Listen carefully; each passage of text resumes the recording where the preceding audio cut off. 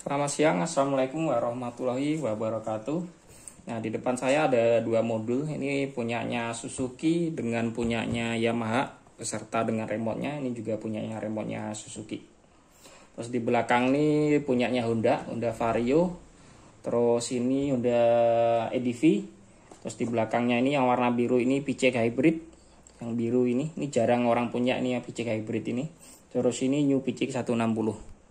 Sekarang yang saya review punyanya Suzuki sama Yamaha. Nah, di sini modulnya hampir sama, hampir mirip juga. Soalnya apa? Punyanya Yamaha sama Suzuki itu ternyata dia yang buat itu punya bikinan pabrik dari Mitsubishi.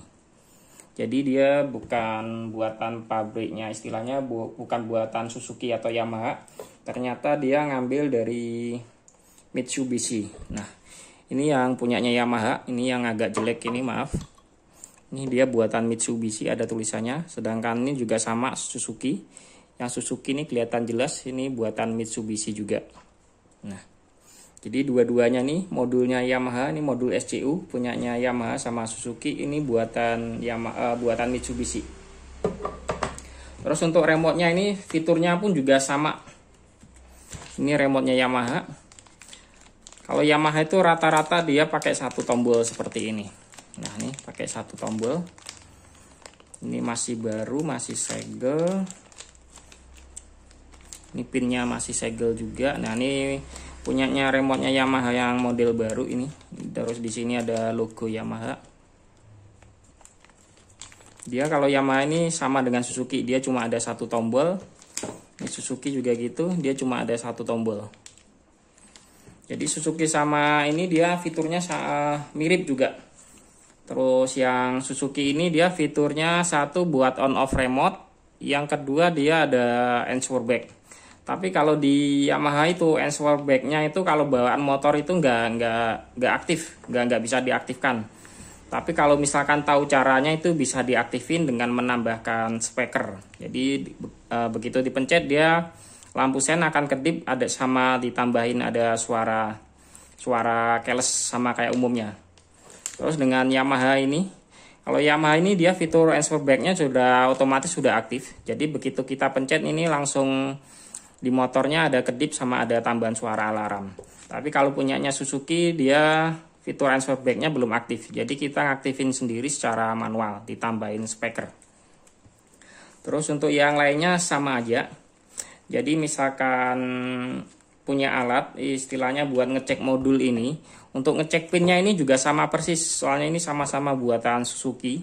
Bukan Suzuki, buatan Mitsubishi. Jadi untuk cara ngecek pinnya juga sama persis. Terus untuk masukin mode darurat, caranya juga hampir sama juga. Misalkan remote-nya ini hilang atau jatuh, jadi untuk cara masukin pin kurang lebih juga hampir sama. Soalnya ini sama-sama buatan Suzuki juga.